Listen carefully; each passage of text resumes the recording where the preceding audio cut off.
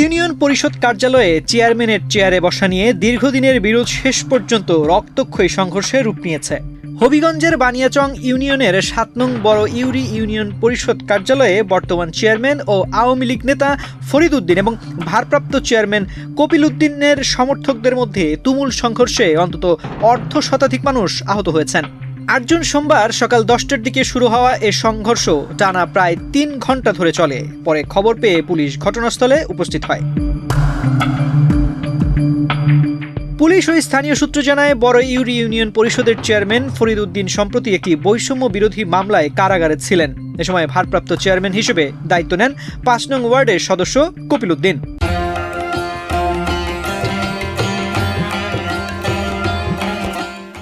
পরবর্তীতে জামিনে মুক্ত হয়ে পরিষদে ফিরে আসেন চেয়ারম্যান ফরিদ উদ্দিন। এরপর থেকেই মূলত চেয়ারে বসা ও কর্তৃত্ব নিয়ে দুই পক্ষের মধ্যে বিরোধ চলছিল। সোমবার সকালে সেই বিরোধের জের ধরে দুই পক্ষের মধ্যে বাকবিতণ্ডা শুরু হয়। এক পর্যায়ে তা উত্তেজনায় রূপ নেয় এবং দেশীয় অস্ত্রশস্ত্র নিয়ে উভয় পক্ষ সংঘর্ষে জড়িয়ে পড়ে। মুহূর্তেই পুরো ইউনিয়ন পরিষদ এলাকা রণক্ষেত্রে পরিণত হয়। সংঘর্ষে অন্তত অর্ধশতাধিক মানুষ আহত হন। গুরুতর আহতদের উদ্ধার করে বানিয়াচং উপজেলা স্বাস্থ্য কমপ্লেক্স ও হবিগঞ্জ জেলার সদর আধুনিক হাসপাতালে ভর্তি করা হয়েছে।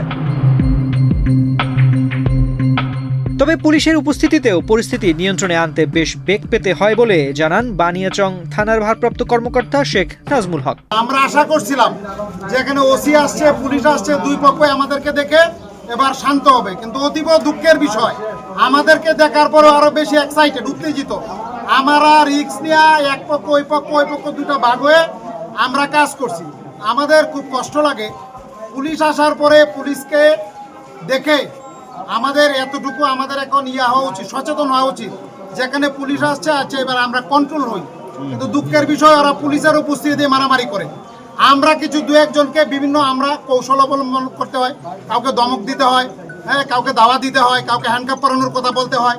আমাদের বিভিন্ন ট্যাকটিক্স আছে, এইগুলি আমরা প্রশিক্ষণ প্রাপ্ত, এগুলি মায়েরা রায়টে আমরা এই কাজগুলি করি, কিন্তু ওদেরকে কোনো অবস্থাতেই দমানো যায় না। আপনাদের কাছে আমার আন্তরিক অনুরোধ থাকলো, আন্তরিকভাবে বিশেষভাবে পরবর্তী সময়ে যদি কোনো মায়ের হয়, আপনারা যারা সিনিয়ররা আছেন, এলাকার সুশীল সমাজ আছেন, মুরব্বীরা আছেন, তাদের কাছে আমার অনুরোধ এইগুলিতে পুলিশ আসলে যেন আপাতত পুলিশের কাজটা করতে প্রপারলি দেওয়া হয় এবং পুলিশকে দেখে যেন ভাবে না আইন শৃঙ্খলার লোক আসছে, এখন আর আমরা মারামারি করবো না, এখন ওনাদের কাজটা ওনারা করো। কারণ আজকের যে ঘটনা করছে সেটার আমরা ড্রাস্টিক অ্যাকশন নিব।